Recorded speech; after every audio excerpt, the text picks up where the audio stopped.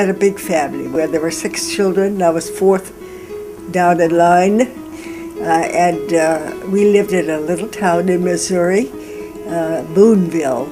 They had one dancing teacher, and so when I was about 6 or 7, they decided that I was graceful, and so they took me to this dancing teacher. She gave several recitals of which I was in.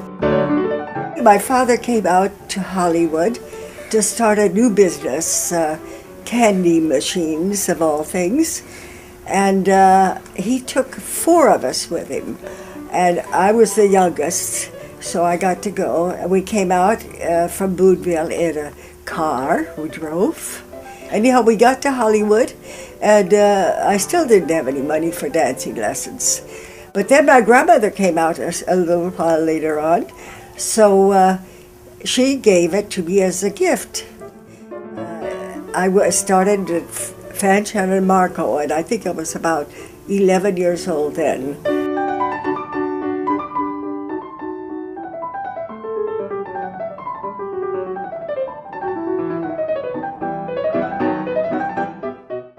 And I got just 1 lesson a week for a while because there wasn't that much money. But I was very fortunate to get a very, very good teacher. I would take an hour private lesson. In order to get money for that private lesson, which was cost $2, I had to teach. By then, my mother decided that I had to go. I couldn't go to a public school because they would never let me out for anything. She put me in Hollywood Professional School. But I went to school with Donald O'Connor, Mickey Rooney, all of these kids that were my peers at that time, you see.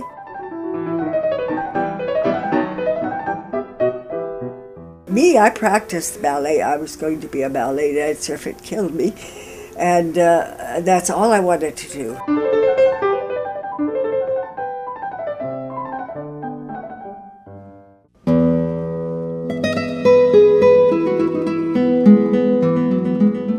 There were just 3 of us living in the house now. One time it was about a dozen. My sister, me, and my mother. Everybody else were either gone away to the Americas or Canada or everywhere. And my mother was left alone with her father and her mother, my grandmother, you know. But, when I was back on the island, I thought I had investigated the whole island because I was always running somewhere here and there, you know. I very seldom live at home. I had food when out by the ocean. I had shrimp. I had all kind of seafood. And believe me, it's better to eat it fresh like that. You don't even have to salt it. You know, the ocean is the best. So, I was raised that way. I had to fetch food for my own. There was no food around, and get in the mountains, different time of year, all kind of berries and things, whatever I could catch, you know. I remember one thing when the Italians were occupied. I would get in line with a tin can, and they would give us some hot, they call it soup, but it was mostly like dishwater, you know. But when you give us something warm, it feels good anyway. So we'd get in line there and get some warm water there. And I was 10 years old, and I left the island. I cried because that was the way I lived, you know. Who knows where I was going to, what I was going to be like. So from there we went to Chile. It was 44 days, I think the trip was long. And sometimes was very rough weather, and everybody had to stay in the cabin. I think recently I've been asking Dad a lot about some of his experiences when he was young and when he went to South America.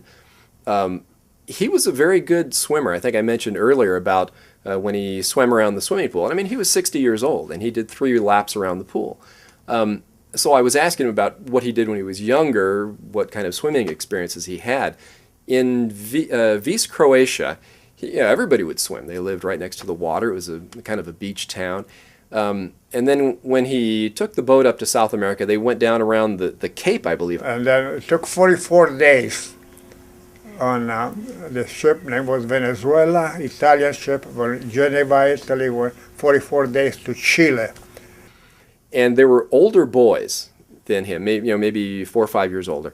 They would dive off the side of the boat, and this was a kind of a macho thing for these kids. And Dad wanted to be part of the group. He was a little young, but he knew he was very good at diving. He was very good at swimming. So what he did, he dove off the boat and swam under the ocean liner and came up on the other side. Now, he told me, he said, I almost died. I'm never going to do that again.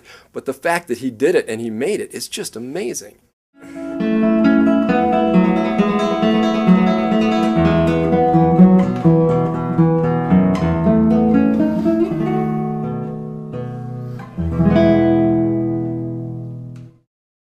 It was kind of rough in Chile, we were in the country for a while. And my mother had to put me to school. She was cleaning rooms, because it was very difficult. It was hard to make a living and just to feed us. And then she put me in the Salesian College.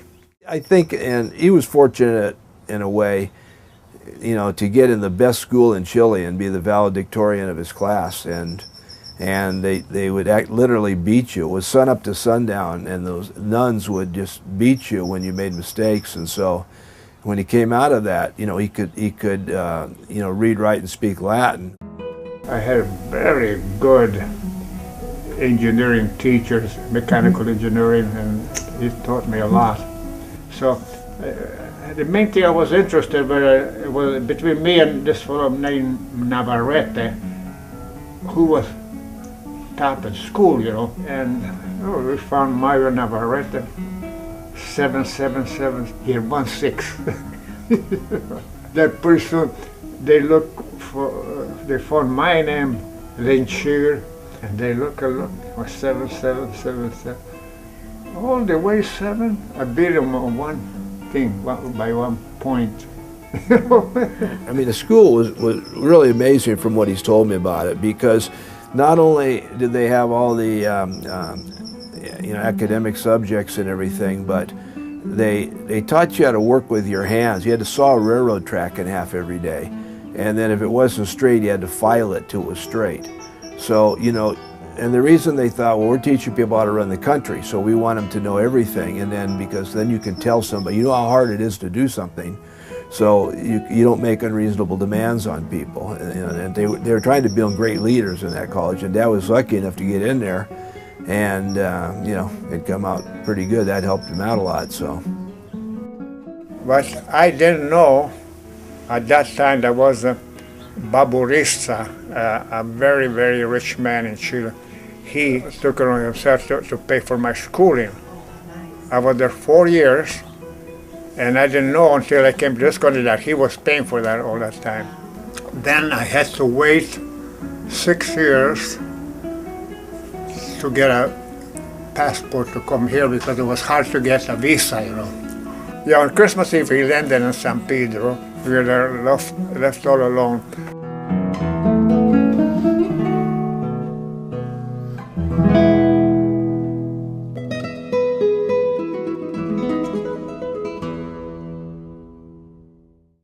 It was at Paramount Theater, downtown Los Angeles. That's when I had my first job when I was 12. And I got paid $7 for the week and all the ice cream I could eat. When I was 15, I went to, there was an open call at MGM. And all of the kids in my ballet class decided, let's go.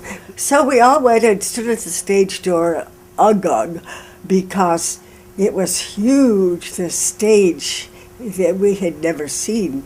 And all these gorgeous girls, glamour girls, going back and forth, and we little kids with our ballet clothes on, we felt so sort of out of place, We didn't know what to expect.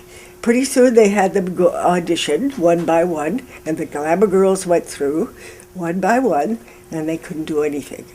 They were lucky if they could walk across. So I got a little more courage, and I said to the kids, I said, well, it's now or never if I don't get out there. So I got out there and I danced, and at 15 I was pretty good. I did double fouettes and the chassisses, and I was very good at turns. And then I ended with 4 pirouettes, and down on my knees and my hands out. Look what I can do, you know. And everybody and the whole stage clapped for me. I didn't know what to do. I almost fainted. I was just so amazed that they would clap for me. I mean, it was amazing. Naturally, I got the part in the picture. Now, the movie was called Balalaka, Lona Massey and Nelson Eddy. And that was the first picture I ever worked in. I got $55 a week. I felt like I was a movie star, but naturally I knew I wasn't. But anyhow, my mother was so proud of me that she wrote back to Boonville and said, gave all the details of my movie career and so on. And I don't know what she told them, because when they wrote back again, they said, well, gee, she did very well, but why did they have to change your name to Lona Massey and have her sing?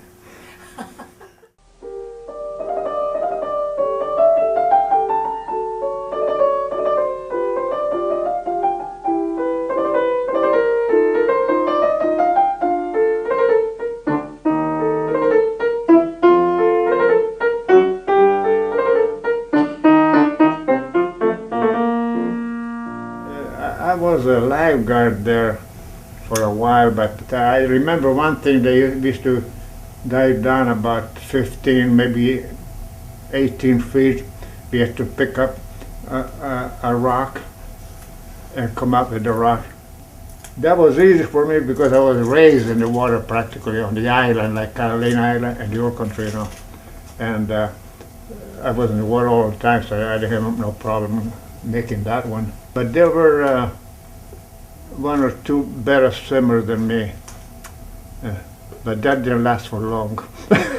Dad was quite an athlete, you know. He would walk around the studio on his hands. That was a very big floor, and he would walk from one corner on his hands to the other corner. You know, he would do the flagpole, and I don't know if everybody knows what the flagpole is. If you have a pole that's sticking up that's very strong, and you'll grab it on the top with one arm, and you grab it on the bottom with another arm, and you stick your body straight out from there, just like a flag. And how did I get in show business as a dancer? Well, that's your story, not mine. No, are you through yet? That's I'm going to tell him. I'm going to tell him. You tell him. Yeah, okay. Now, see, she was a trained ballerina. She was good, so that was easy. But I had just a few dancing lessons, so I had to get in to make a living by hook or crook, you know. So I noticed they were making pretty good money, those guys dancing. So at Paramount Studio, I got in line, and I asked the boys, they said you had to show your union card, you know. So they come to me, and they asked me for my union card. Oh, I left at home, you know, tell them. They're going to, I left at home, yeah. But they were, I was the right height and everything. I guess they wanted me, so they didn't make a big fuss, or they thought I was telling them the truth, you know. But once in a while, I'd lie a little bit to get along. When I came in, and Leroy Prince was the director of dancing, I said, he said, well, how come you didn't have your card? I says, well, I didn't have time to give it to me. I knew you needed good dancers here, so I was good-looking, cute young man, so he accepted me. So I got in there. I worked on quite a few, because they were always lift, and you get twice as much money when you lift a girl up, you know. So I made quite a bit of money. And I got a little more confidence in myself. So I want to get in as an actor. Mm-hmm. So they needed an international squadron actor. if you don't have an agent, it was hard to get in to see the casting director, you know. So I figured out a way. There was outside, there was a little gate there, and a wall, like Spanish wall with tile. I took my corporate over my shoulder, grabbed the wheelbarrow. Then I go inside the studio. It was a Warner Brothers. And I calculated approximately where the back door was, and I was lucky I got into the right one. This is my friend Jimmy Grant from America. Hi, fellas. I heard a lot about you from Squadron Leader Wyatt. My name's Ed May. Well, glad to know you, Ed May. I'd like to meet some of my friends. And the minute I came in, I said, "Oh, sorry, I'm late. Sorry, I'm late. I want to confuse him. I don't want him to check me whether I was on the list or not." Flight Lieutenant Kraskowitz from Poland. Come again? Kraskowitz. You can call me Mike. Glad to know you, Mike. Well, by this time, I guess they have to have Slavic personalities. And so I got a job. I worked there quite a while. Yeah, I was a little better to do then from there on. And but then a strange thing happened. Ronald Reagan. You know, Reagan was in with agents, and I mean, he was a big personality, I guess, you know. And he me nothing, you know. I got $50 more a week than he did. I must have put on a good talk. I must have gotten somebody confused, you know.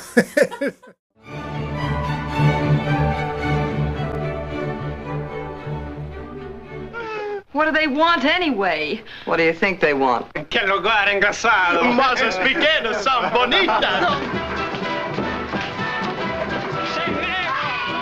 What we intended to do when we first got together, I was going to be a dishwasher, and she was going to be a waitress.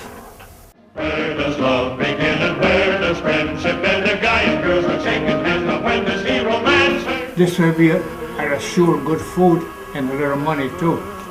Yeah, that was a smart thing to do. As long as there's music for sweethearts to sing, I'll sing you my love melodies of the birds on the wing. So then we never got to indulge in that kind of work because I got her a job with Gregory Ratoff in a movie. That was Sister Teresa's first movie picture, you know.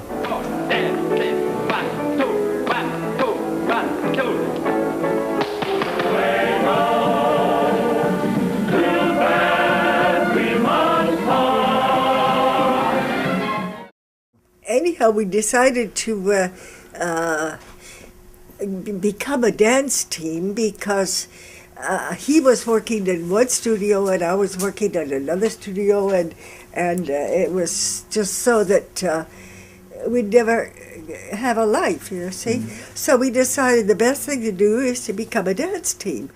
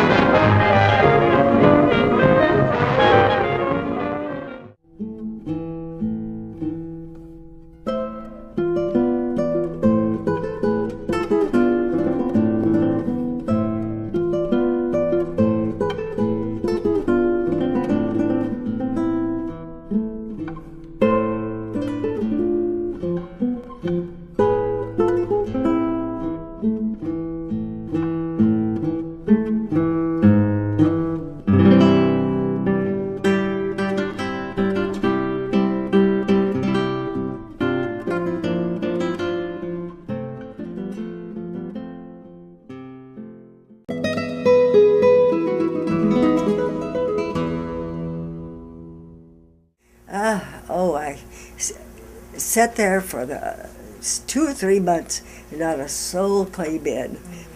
It was very depressing. Finally, they started coming in, and it was all right. I gathered quite a few pupils. That first studio was, if you're familiar with San Pedro, you cannot drive through San Pedro because if you take the main streets, you end up at the bluff. And it was out there at the end of Gaffey. They used to call it the Redmonds Hall. And that's where I took my first class. And I walked into the Redmonds Hall, And it was a wooden building, and it may have had 15 light bulbs up in the ceiling, but as I recall, there was just one. And it was very dark, and it was very spooky. And Rosalie asked us to come over to a corner of this hall, and there were some ballet bars.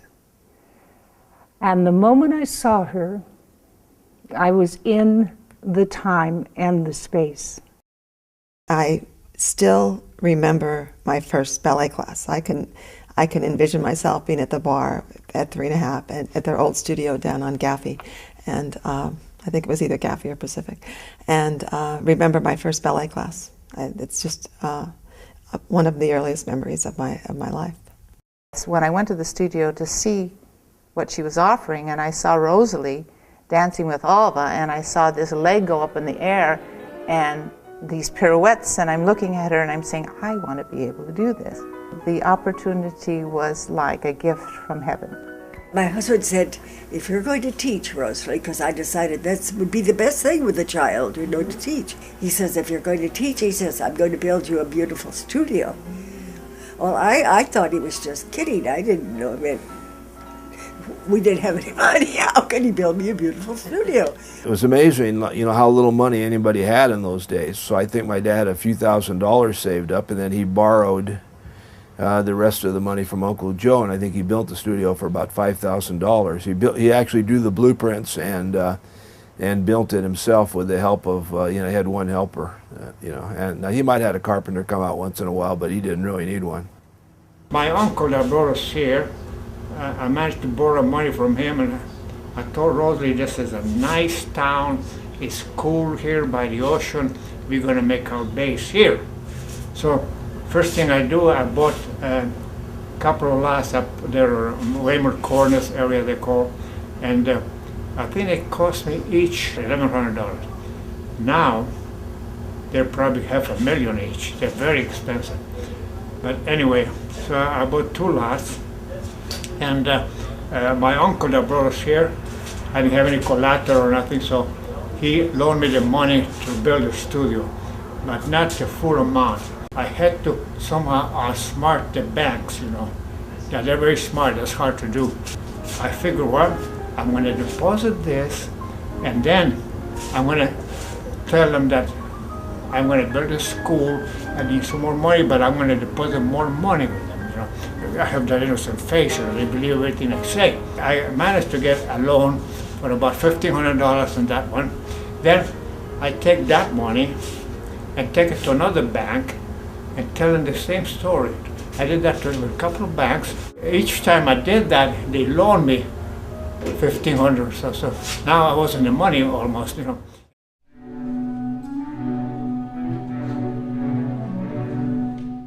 Nobody had really heard too much about classical ballet here. My husband went around to the houses and sort of talked to the Croatians and trying to tell them the advantages of their daughters having ballet. I came from a family in San Pedro that was not well off, so we could not afford dance. And I was always involved in the Parks and Recreation, and I was always dancing without any training. One day, Alva showed up at my house and said, I saw your daughter in a performance at the junior high school, and we're interested in offering her some dance lessons. And my parents said, well, she's been dancing ever since she could put shoes on, and she's never had a dance lesson, and we don't have the money. And that had nothing to do with it. They wanted to offer me an opportunity to dance. And I was about 14, yeah, I was along.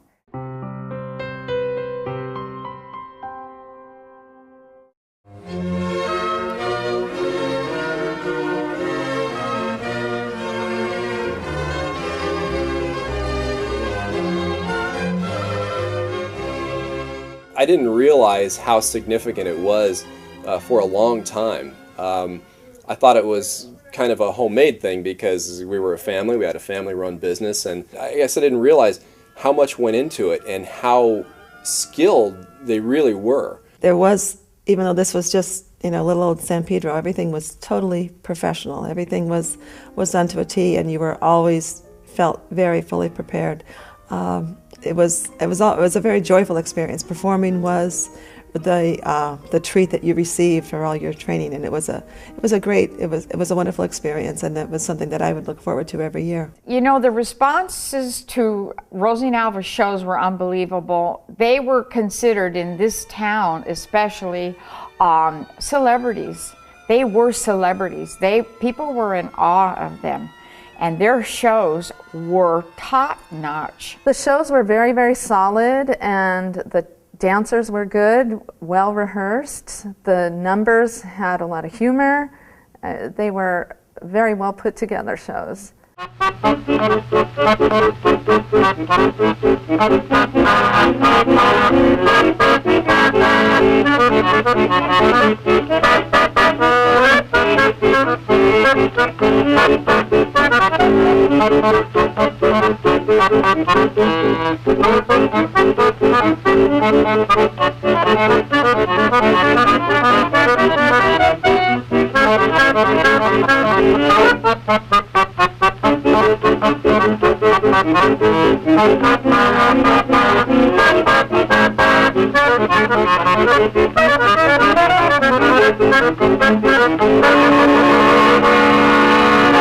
I left here, I went to San Francisco Ballet for summer scholarships for a couple summers. And I spent 10 years with Ballet Pacifica in Irvine.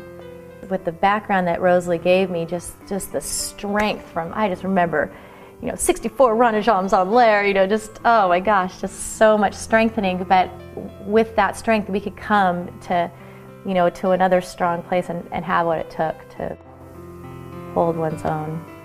That excitement of my parents doing this wonderful grand finale lift and all of the Nutcracker music, when they did that final lift or some big thing that would always draw an applause, it made me cry even back then, and it still does right now. I almost feel like crying just talking about it.